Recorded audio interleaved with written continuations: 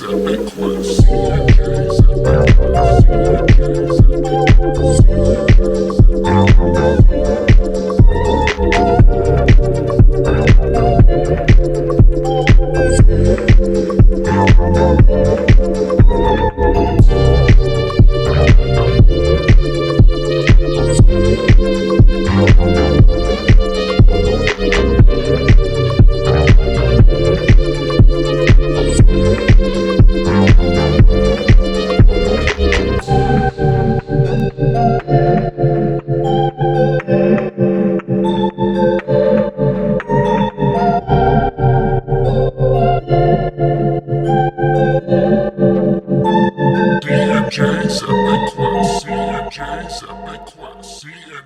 Epic Quest. CMJ's Epic Quest. CMJ's Epic Quest.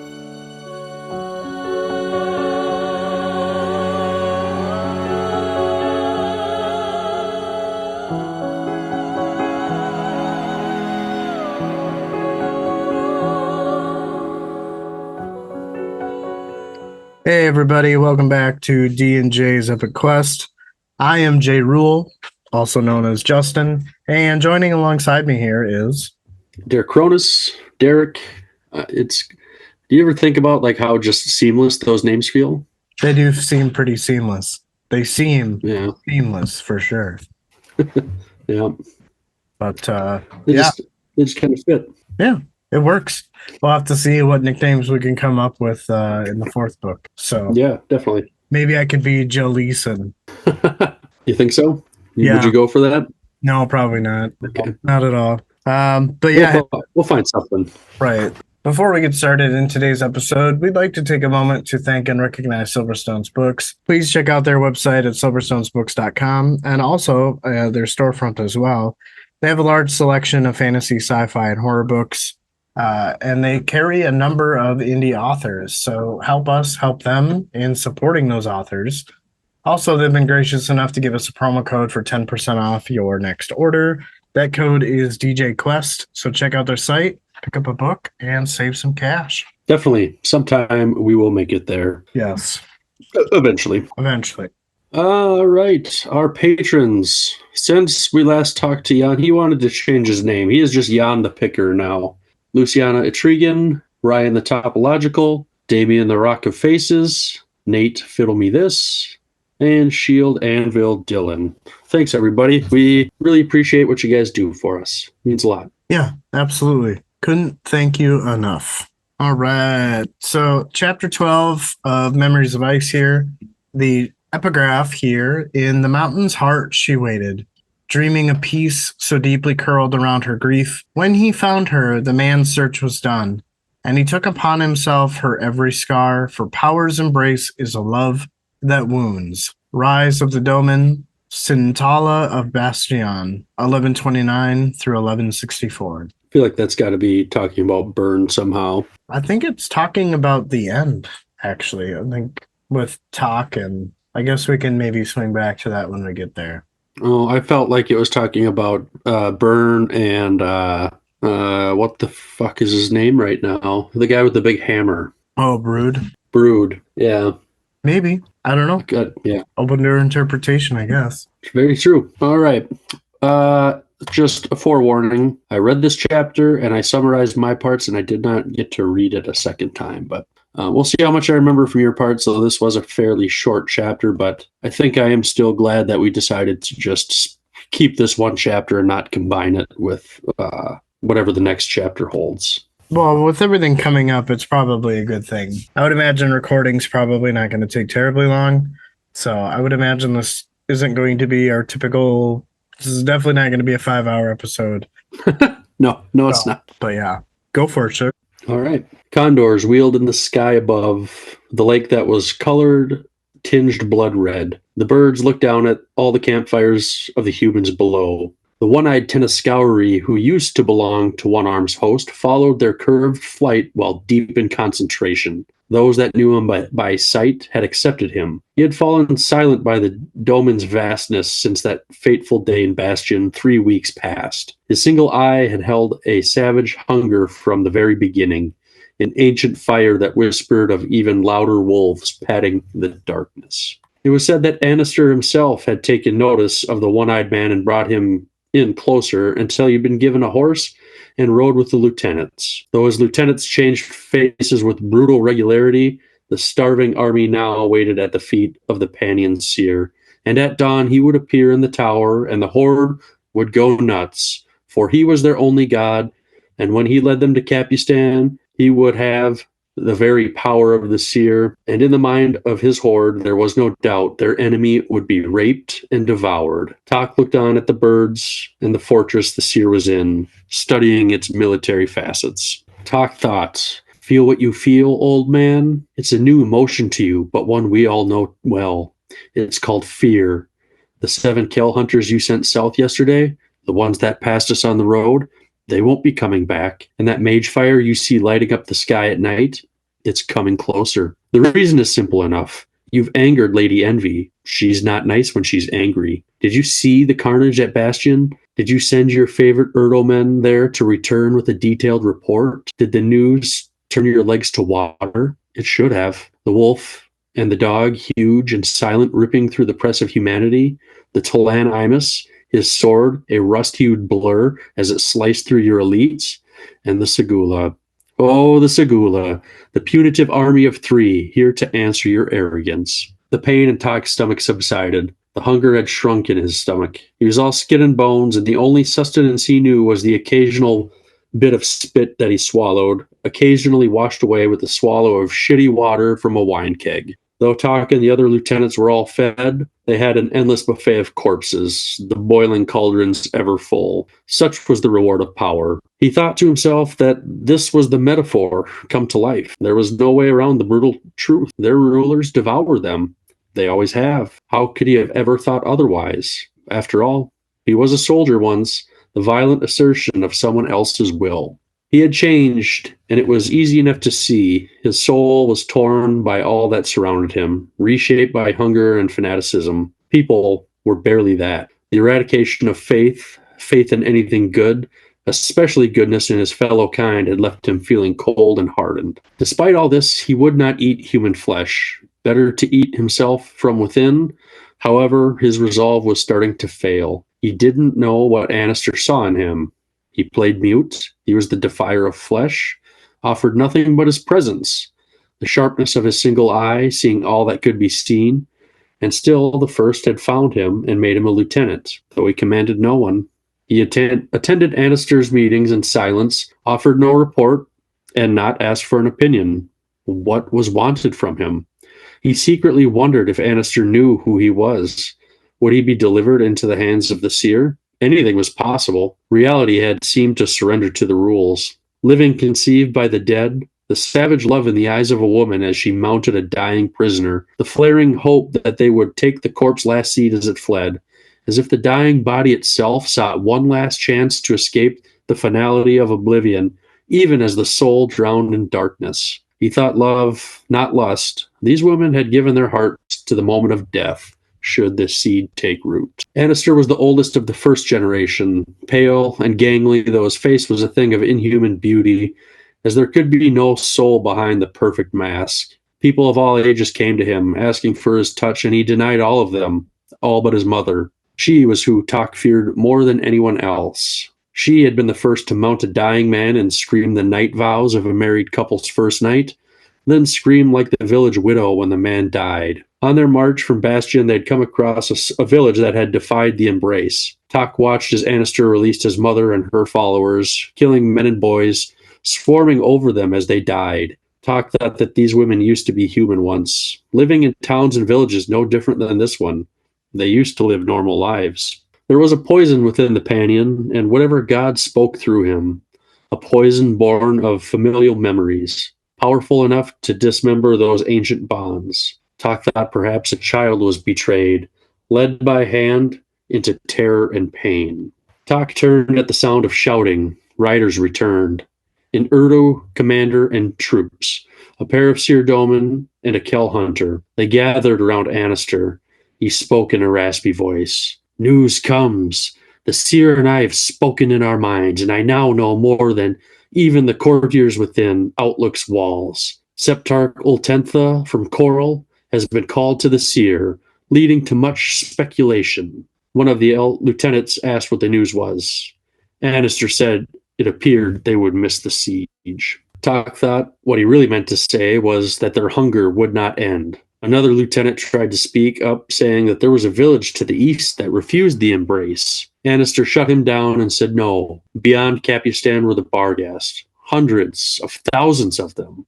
There they would find what they need. Tok knew they would not make it. So did the others, but none spoke it. Annister spoke and said the Seer had prepared a gift for them. The citizens of Coral had been found wanting, that is, where they would feed. Tok was not sure he could resist. Annister said that was not all the news, as the Seer requests the defier.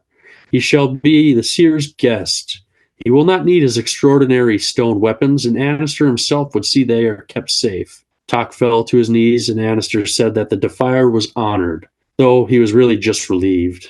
He would not see Coral and the horrors there.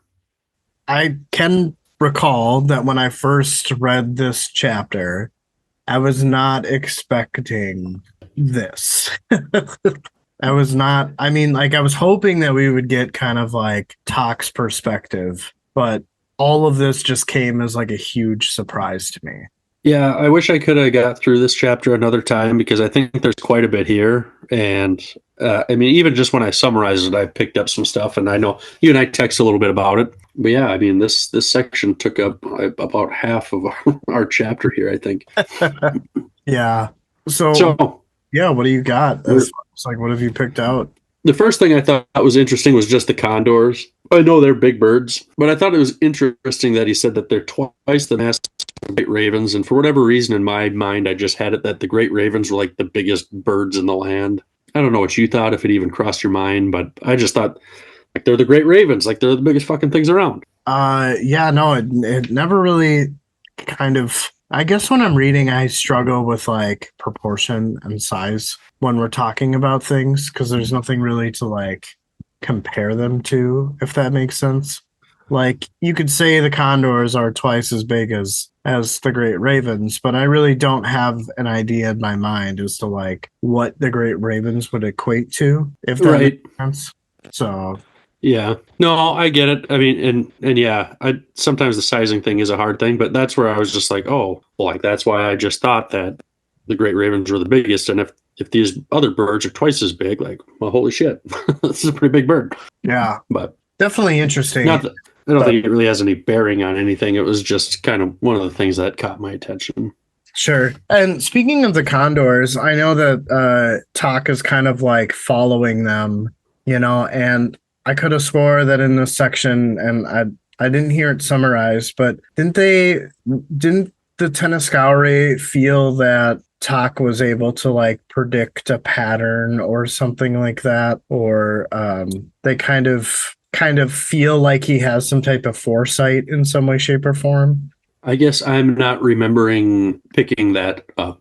It's possible. If I didn't summarize it, it didn't come across to me, or I just didn't notice it. Fair enough. I could be absolutely wrong on that, but I could have swore there was like a brief little sentence or two about that, how the Tenescauri thought that he had some type of foresight, which is a little bit alluded to in some of the other chapters, not even within this book, but in other books, saying that a soldier with one eye has like the gift of sight. So I feel like the Tenescauri are just parroting that. I feel like, based on some events in this chapter, that they're definitely not wrong. Well, you'll have to bring that up when I come across. Sure. Annister feels like Anakin Skywalker to me.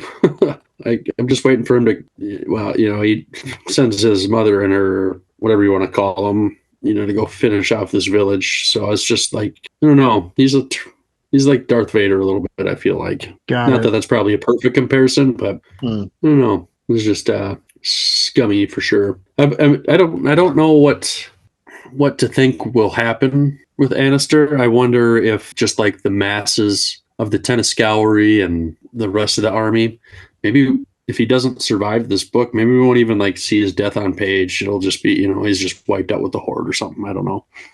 Yeah, that's interesting. I don't know how I really feel about Annister yet. I definitely have some thoughts about his mother, but I think that when we get there, we could talk about that. Sure. With this talk, that came out weird. I kind of caught myself, but where he's changed, and it was easy enough to see his soul was torn by everything around him. It kind of struck a chord with me, and it just made me think, how terrible it is to see what deprivation and power can do when they're combined. And I guess the one example in our world I can think of is, you see like these, maybe you don't anymore, but you used to see like these news stories on TV about, these like child soldiers over in these different African countries and stuff. You got like an 8-year-old kid holding an AK-47. And that's kind of what that reminded me of. I mean, those, they're just forced into this. They've got nothing, and now they suddenly have all this power too. Yeah. It's not a good combination. Well, and I feel like it speaks to just how awestruck Hawk is around just what humanity can do to each other. Oh, yeah, we can be shitty for sure.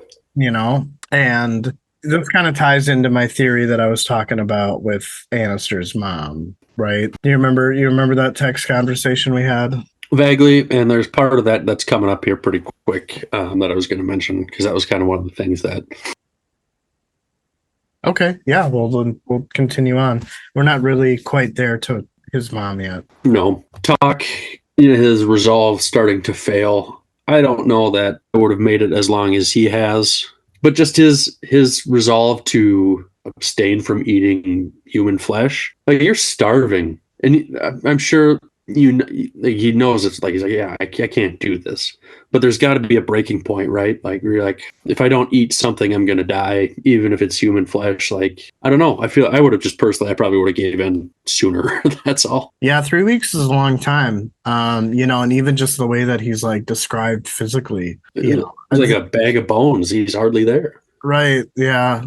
And I know that it's described that his like teeth are falling out, or they feel, or, and it's just like, ugh, like you've deprived yourself of food so much that like now you can't even chew because your teeth are starting to rot, Right. My next point here, this line, reality has surrendered to the rules, living conceived by the dead, the savage love in the eyes of woman. And, it's a really dark quote, and it's pretty fucked up, but in a weird way, it makes sense to me too. And I'm not saying I like think it's a good thing, but I just think about like, it's hard to put into words, but like you and I both have kids. We've got something that's coming after us, right? Like in some way, shape, or form, like they'll continue on through us, from us, however you want to word that. And, maybe some of these people that are dying, they don't have that. Some of them probably do, but just, I don't know that that's what I would be thinking if I just got stabbed and some lady is raping me. But I don't know. I kind of like just get that part of it. I don't really feel good about it, but there's a part of it where like, okay, yeah, I kind of see that, as just fucked up as that is. I mean, it's terribly messed up, but I feel like it's one of those things, going back to the kid conversation, right? That child, if born, or if the seed plants or seed takes root, as it said, the child will live on. However, you don't have the privilege of seeing any of that. No, you don't. It kind of reminds me, like the baby boomer thing, like all these guys going off to war, and they get their wives or girlfriends pregnant before they went off to war, because maybe they wouldn't come back. I don't know. Again, I know it's kind of like a messed up deal, and it's definitely a dark and twisted thing, but on some level, again, I'm not like saying it's okay or that I'm for it. I kind of I don't even know if I understand it. I feel like I understand it a little bit. It's just resonating with you because you're human. Sure. You can understand or empathize with the fact of being in this situation, and as you're dying, right, your soul has one last chance to escape the finality, even though that soul will become a child in darkness, right? Like the tennis scout. Oh, yeah. I mean, so yeah. like that kid's gonna have a shitty life, and that's just kind of where I separate it. Like, okay, it wouldn't be that situation for me. I hope, hopefully the kid would have like a better situation. But yeah, I don't know. It just kind of stuck with me. That's all I'm saying. Fair. I mean, it is definitely a very poetic line, and it really hits home. I think that's kind of the point that you're trying to make, is it's very dark and dreary, and it sucks that you can understand it. Yeah, I didn't think we'd have this long of a conversation on it. But here we are. It's all good.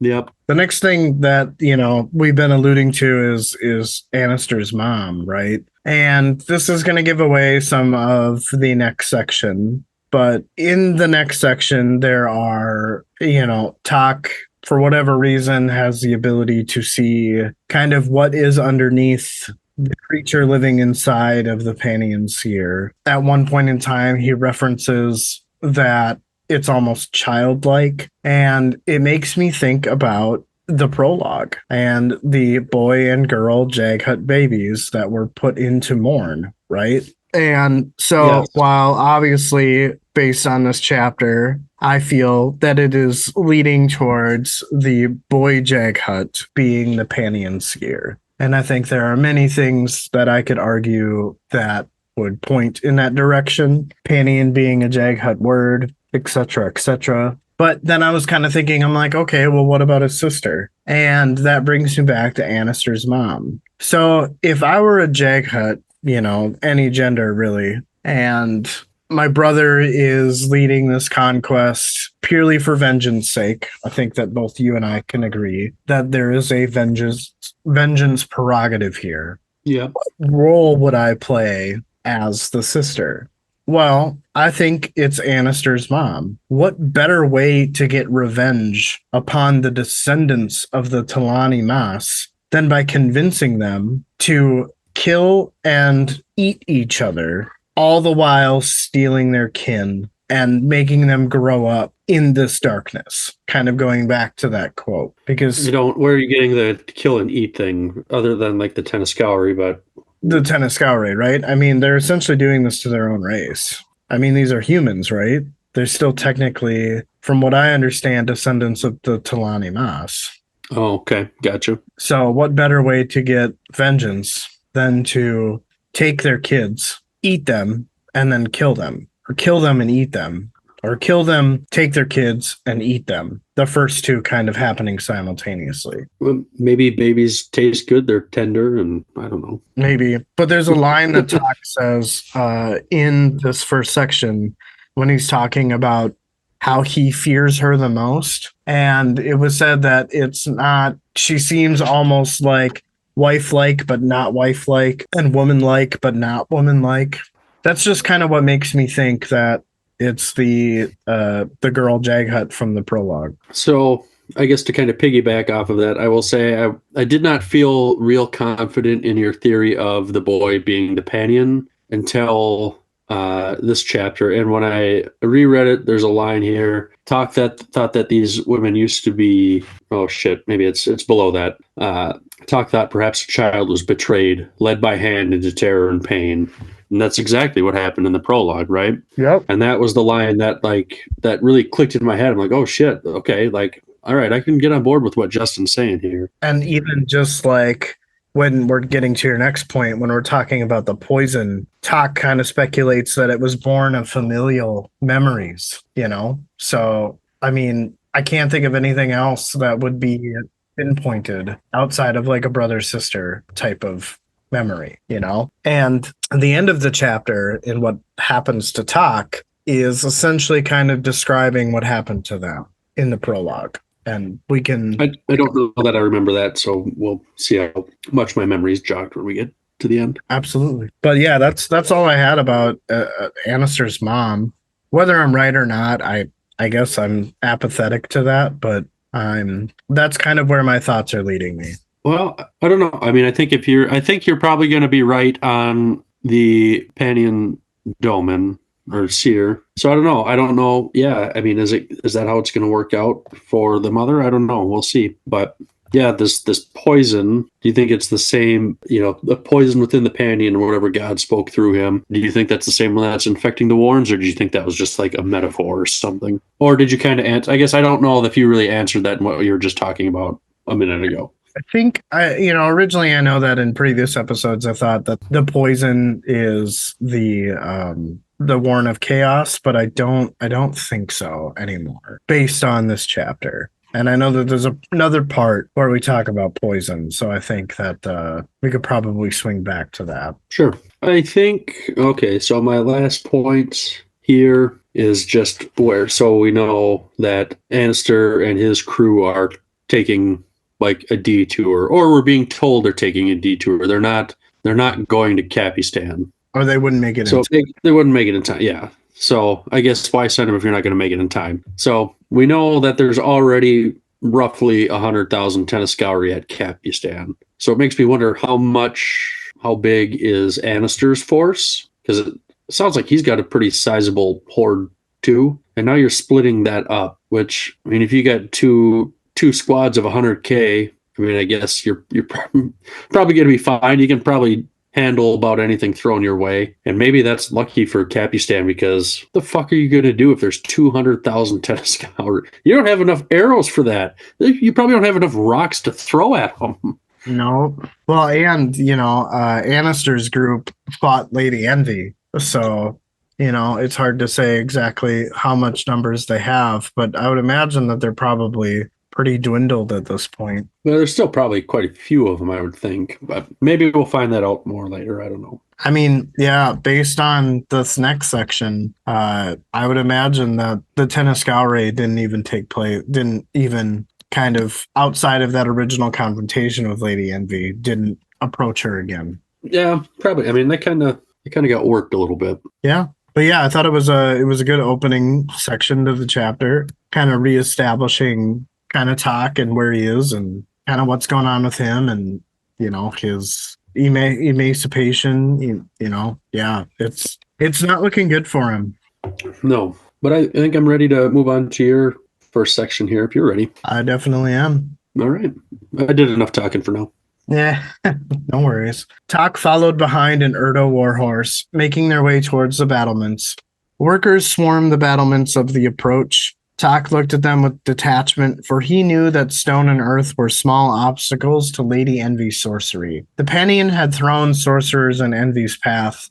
Envy shrugged aside their efforts and decimated them. Kachan Chamal sought to reach her, but were struck down by sorcery.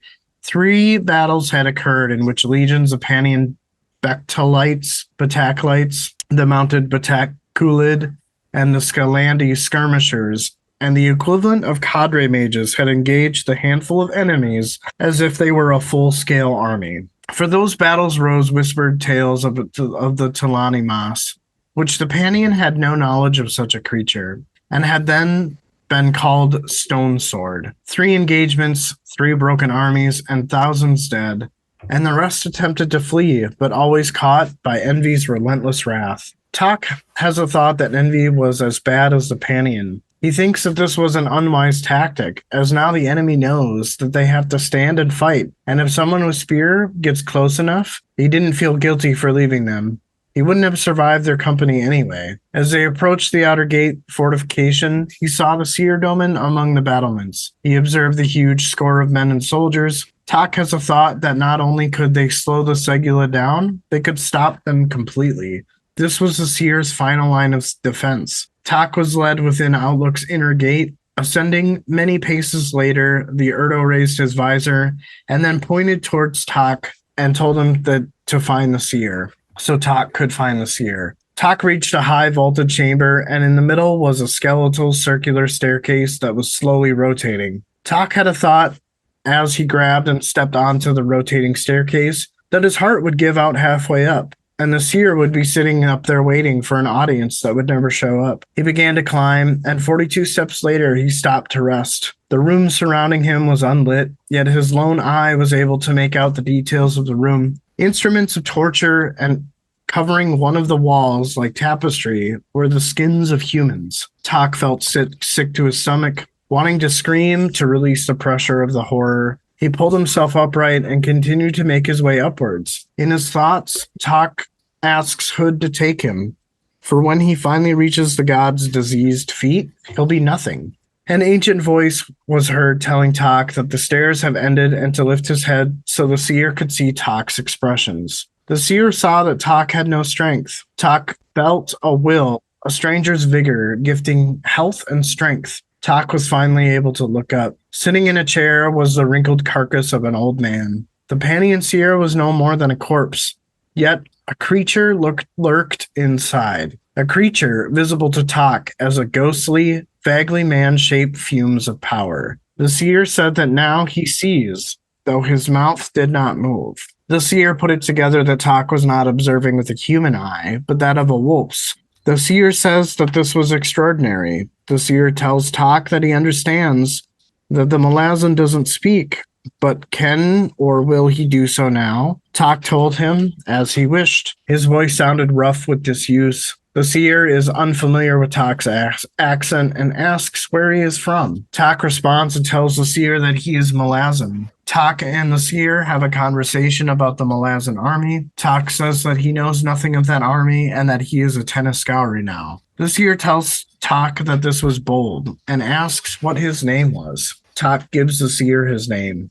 The seer tells Tak that they will talk about the Malazan later. For now, he focuses attention on how the South, which was previously devoid of any threats up until recently, he finds himself irritated by this new stubborn threat, the Segula and a small collection of allies.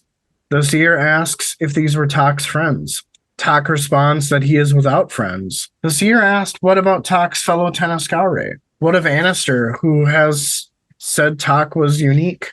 And what of myself? Did I not embrace you as your lord? The seer was taken aback when Tak said that he was unsure which of them had embraced him. Tak thought to himself that there were two beings, living and hiding behind the dead, a blurring of shapes that hurt Tak's eye. The seer responded that its Tak had more than a wolf's eye, as no one, not even mages, have looked upon the seer and seen nothing awry. Tak said that he sees what he sees. The seer wants to know more about Tak's sight, but the seer's questions are met with shrugs from Tak. The seer brings a conversation back to Tak being without friends and alone. Tak explains that he doesn't feel alone. It was without friends, as how could he be friends with anybody? Because if they die, they would be his food. There is no friendship in such company. The seer asked if he would eat, and Tak didn't respond. Inside Tak's head, he thought to himself that he would eat, wouldn't he? Tak finally said that if he was to live, only if he was to live. The seer asked if living was important to Tak. Tak said that he was unsure. The seer said that they will see. Sorcery flickered through the air and a small table appeared before Tak with mounds of food. The seer told him to eat, but to eat slow, as Tak's stomach is not used to such meals. Tak stumbled to his knees, hands reaching out. He began chewing, swallowing that first morsel. He felt his gut clench around the food. He forced himself to stop and to wait. The seer got up and walked toward the window. He stated that mortals are unable to defeat the small force to the south, so therefore he has withdrawn his forces. But now he will do it with his own hands. The seer turned to Tak and said that it was said that wolves avoided human flesh. The meat before Tak was venison. Tak thinks to himself that he already knew that, because he not only got the eyesight of wolves, but he also got the smell. The seer asked if Tak was feeling stronger. He has taken the liberty of healing Tak because he likes the lad. He said that even he can be the kindest of masters. He then turned back to face the window. Tak could feel his strength returning, his lone eye fixed on the animated body of the seer, seeing the power begin to build. That sorcery was cold. There are memories, ancient memories, but whose? So, yeah, it's totally the section that makes me think that it's the boy Jaghut. And because of this section, kind of led on to that thought about Anister's mom being the sister. We'll have to see if you're right. I think you got a pretty good shot at it, though. Yeah, I mean, I was right about Servant. I was right about Riga. Yeah, I think I've got a pretty good nose for it now, but we'll see. Yeah. The first thing that I had is just at the beginning of this section. it's basically being explained that Lady Envy sorcery is not going to protect Outlook from her wrath, essentially. Talk kind of has these thoughts about what he saw Lady Envy do in Bastion, and it's interesting that we get an image to like a scene that we've already read, and you just kind of get a scale of how powerful Lady Envy really is, and I just loved that small detail. Yeah, she's. I don't think you want to be on her bad side, and I think Talk kind of walked that line.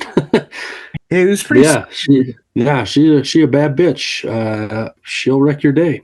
And just kind of how at the beginning of the section it's explained that battles had essentially gone on, and if you think about it, there's 3 Segula, 2 dogs, Lady Envy, and Tool, so you got a little over half a dozen of people, and it said that they fought those handful of people as if they were a full-scale army, and that's just fucking scary. Lady Envy and company basically went up and against 3 entire armies. And at this point, does anybody even need soldiers at Capistan or the Barghast? Fuck, just get Envy there post, I really want to see what these Segula can do. Just let them loose, the 3 of them. But, from what we understand about Lady Envy's motivations is that it's kind of in favor to Cruel, right? So if Cruel is kind of the general mastermind behind taking out the Panion, it's smart to have a force this formidable coming from the south, because now what was empty, right, and devoid of any type of resistance, now the Panion has to focus his attention on it. Just created another front. Right. The other thing that I thought was weird is just this whole mention about the Panion having no knowledge of the Talani mass. And I can understand that maybe the people within the Panion army didn't know, which kind of tells me that they're not really from around here, which may be a clue as to potentially where the Panion got his forces, right? And, well, we knew they weren't from there. They're like seafaring people originally. Right. But here's my question. Like, are the Talani mass meant to be this like rare thing? I feel like as the reader, they're a popular thing, like, is it meant in this world for them to not be known? Whereas like from our reading perspective, they're well known. Well, I guess, I don't know. The only thing I could counter that with is that it sounds like, not everybody's familiar with the whole world because there's, rumors of a continent in the south. We've heard that a time or two, I think, at least once. Yeah. With the Tistidur in their forest or whatever. I don't remember exactly what it was. I don't even remember who said it, but, somebody said, rumors of this continent that lay to the south or whatever. Huh. Yeah. I don't know. I thought that was weird because, like, from our perspective as readers, the Talani mass are not anything new. They're not anything. No, they're not. So at this point, like, we pretty much have a pretty good idea on what they've done, a little bit more into their history, etc. But for the Panion to not know who they are was just, it was jarring for me, and a little bit on the unbelievable side. Well, I guess, yeah, I kind of get that too. I don't know. Because if the Panion is the little boy that went into Morn that was betrayed, he maybe was young enough that he isn't going to remember the Talanimus. Right, or who that, or yeah, exactly. And if he's been off continent for untold years, generations, whatever, maybe he doesn't know. Maybe, but also I feel like because of these, it kind of ruins the surprise in Capistan, where they have, I don't even remember the number, but Fran Cole and all of his Talani Mas at Capistan. It was like 14,000 or something. Yeah, they were supposed to hold off the Kel Hunters, and I feel like this ruins that surprise a little bit. Maybe, I don't know. We'll see. Yeah. The next thought that I had was Talk has a thought that not only could they slow the Segula down, but they could stop them completely. And this line is a little more scary to me than being given the number of actual men to throw at the half dozen army of Lady Envy, if that makes any damn sense. I'm not sure what I was thinking here. Yeah. I don't know. Yeah, that's why I'm curious. How many people is it going to take to make a fair fight out of it against the Segula? Right. I think it's going to have to be a lot, It's definitely numbers versus skill. but a lot of numbers still. Right. And the next thought that I had, which I thought was really cool, is the just this image of Talk kind of being led or told where he could find the seer. And he just kind of approaches this like high voltage chamber.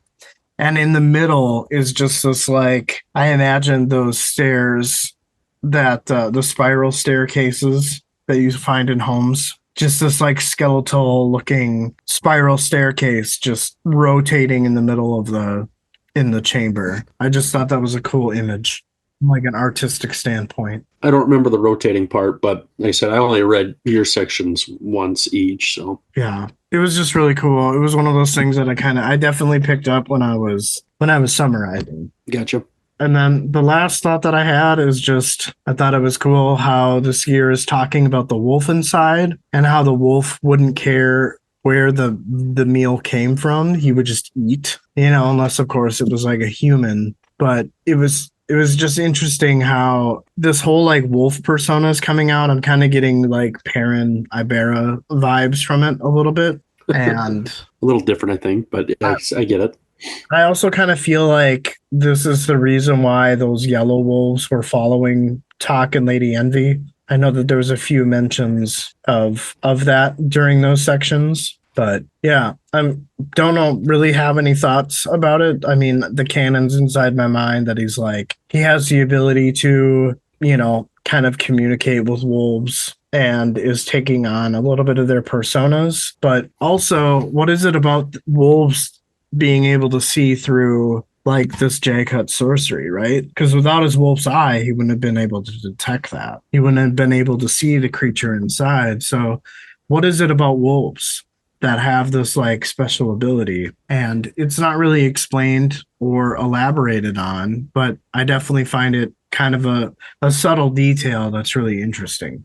Yeah, I don't know. I don't know if it's just like a product of them going through, a similar thing that the Tlanimus did. I don't know. Right, exactly. I would 100% agree. But yeah, I'm definitely one of those things where I'm going to kind of keep looking out for it as I read on. Well, we both had one pretty long section here, and now we both have kind of short ones to wrap this chapter up. You ready for me to go here? I am definitely. All right. The room blurred and dissolved before his vision. Baljag, a steady padding forward, and an eye that saw Lady Envy a few feet away. Beyond her was Gareth, and to his left was Tool. Talk had never seen him in such bad shape. He thought it should be impossible that Tool could even stand, much less walk. He did not look to his right to check out the Segula, though he knew all three were there. Tool lifted his head and came to a halt. The others did the same. Lady Envy asked Tool what sorcery this was. Tool replied, saying she knew as well as he did. It was unexpected and added another layer of confusion to the entity known as the Panian Seer. Lady Envy said it was an unimaginable alliance. Tool agreed. Memories resurfaced, and it was Jaghut sorcery. Lady Envy asked Tool if he could defeat it. Tool said he was clanless and weakened. Unless she could negate it, they would have to do the best they could. And it will get worse as they go, trying to stop them. Lady Envy asked if there was precedence for the Kachain Shamal and the Jaghut working together. Talk said there was not. It started to hail. Talk could feel the impacts through Baljag as they continued on. Yeah, I was definitely not expecting this section, but I think it's kind of cool that Talk gets like an update on his former traveling companions. And enough to where Tool, I would imagine, if Mock is standing off to the side, is not in a shape where he can challenge him. I felt like he was seeing this through all Baljag's eyes. Right. Did you not get that feeling? No, I did. Okay. But well, I don't think... Tool wanted to challenge Mock. So like Mock... sorry.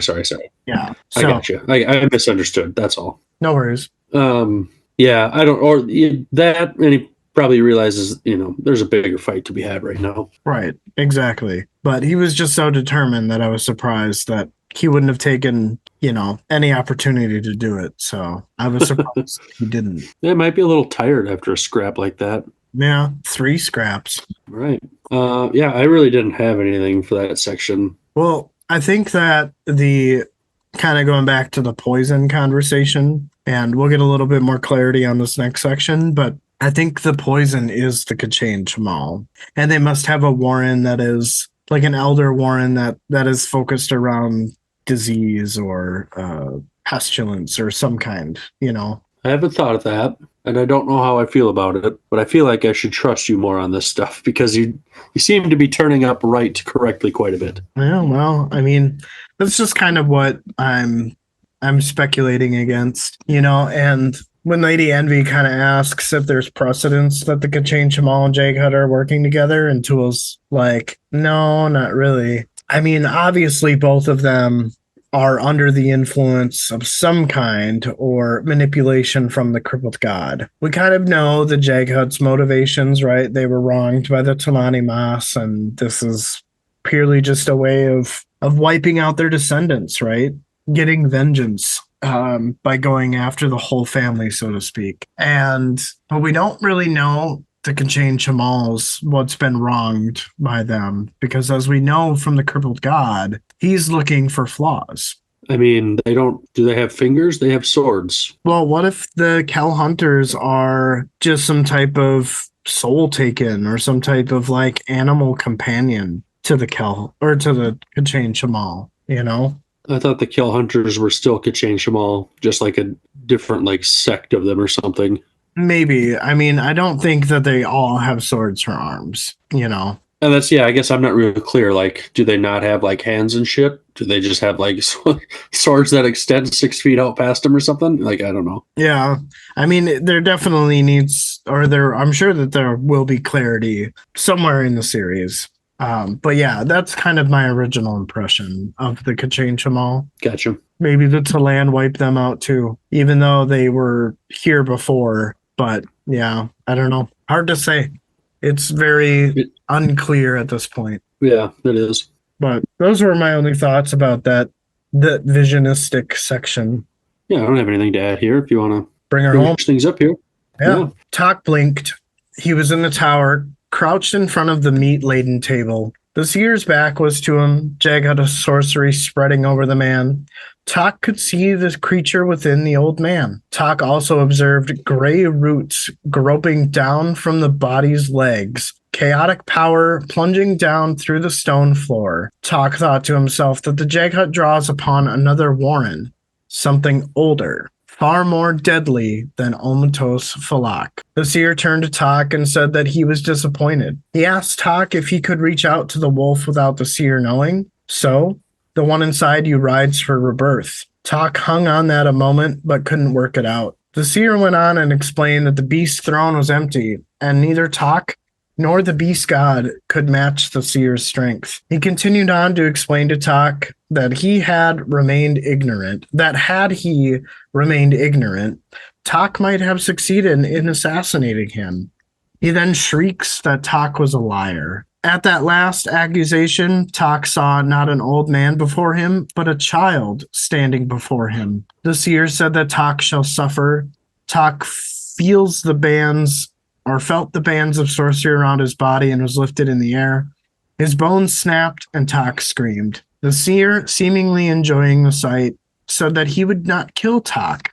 Not yet, and not for a long time. The seer asked Tok what he knew about true pain. He will show Tok. He will teach him. Tok found himself floating in darkness. He thought to himself that his god really did send him away. He was truly alone. The pain persisted. Something moved nearby, something huge. A whimper sound reached Tok's ears, growing louder and closer.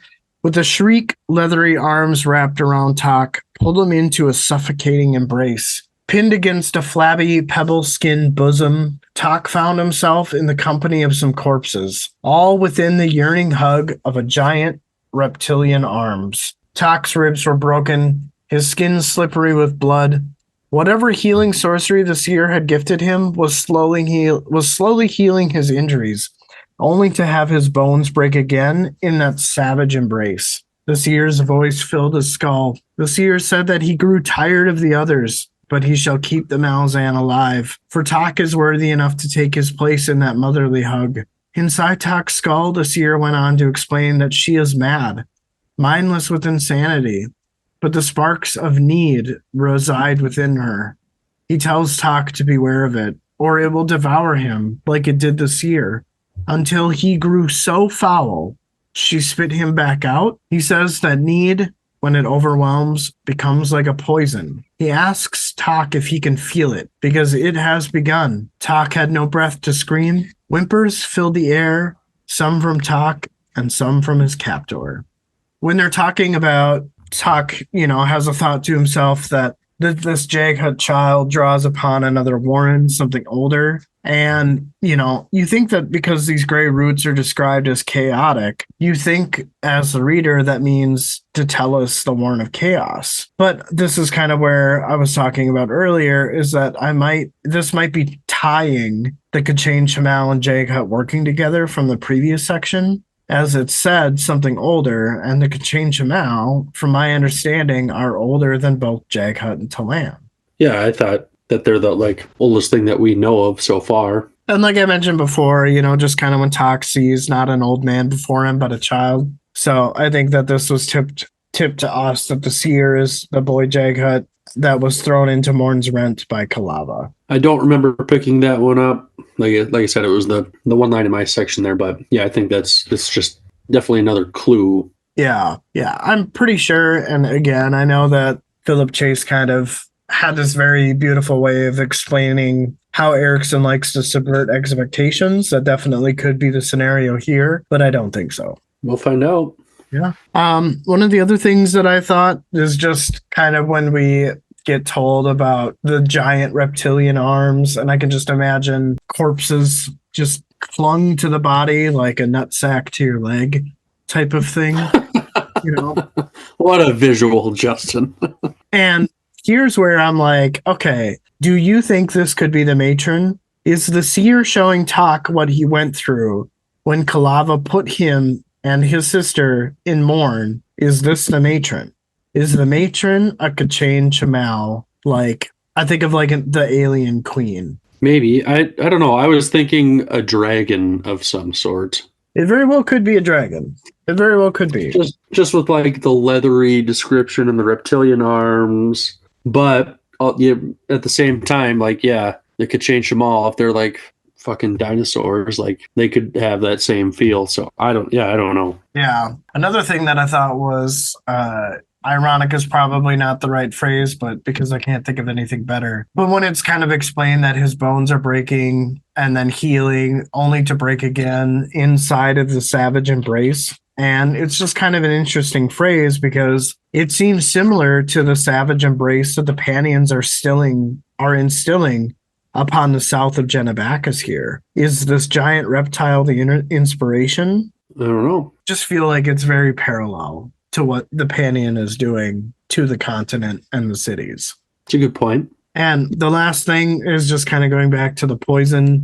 I think it was really fucked up that the Seer, this child Jaghut, had been in this embrace for so long that he became foul. So maybe it really is him. Maybe it's not anything to do with the crippled god outside of using him.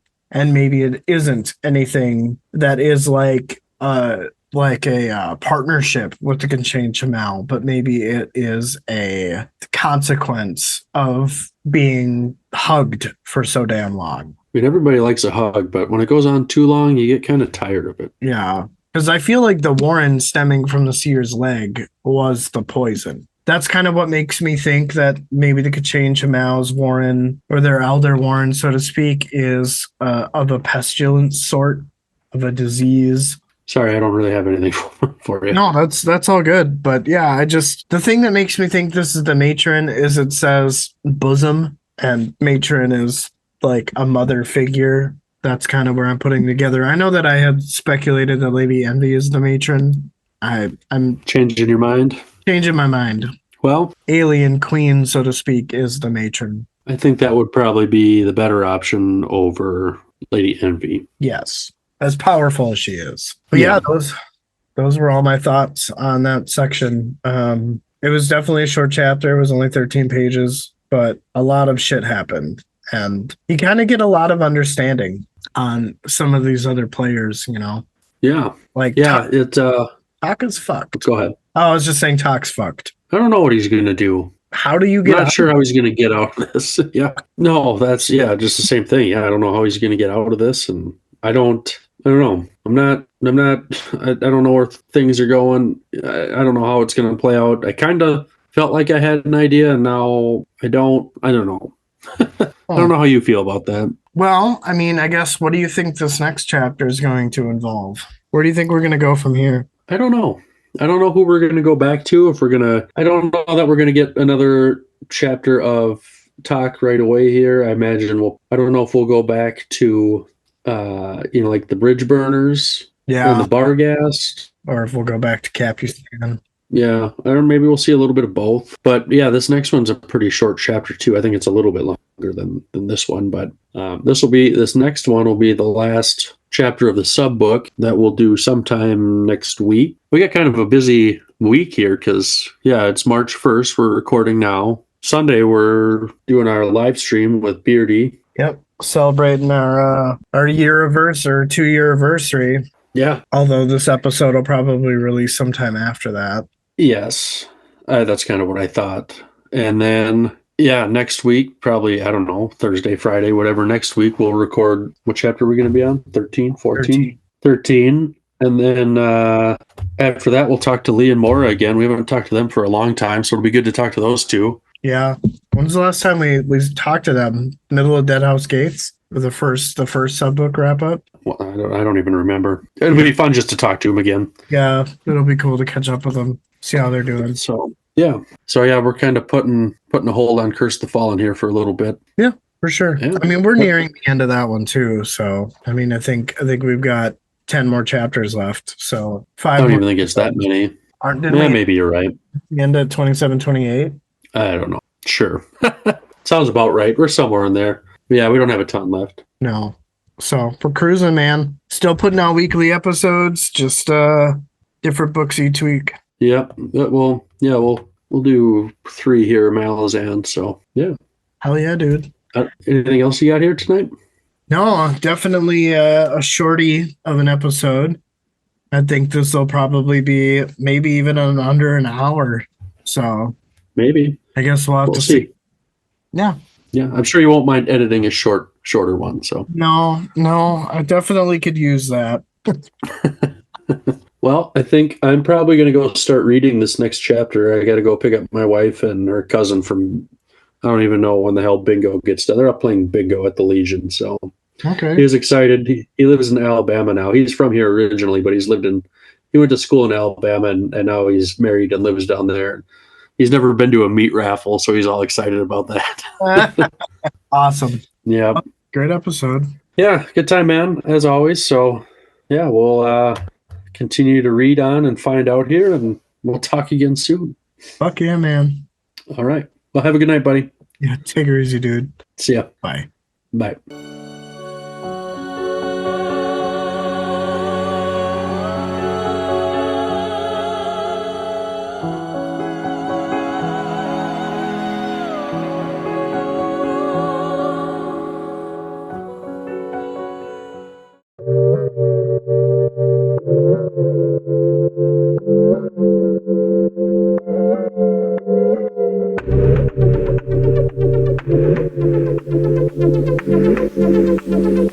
DMJ's Epic Quest. DMJ's Epic Quest.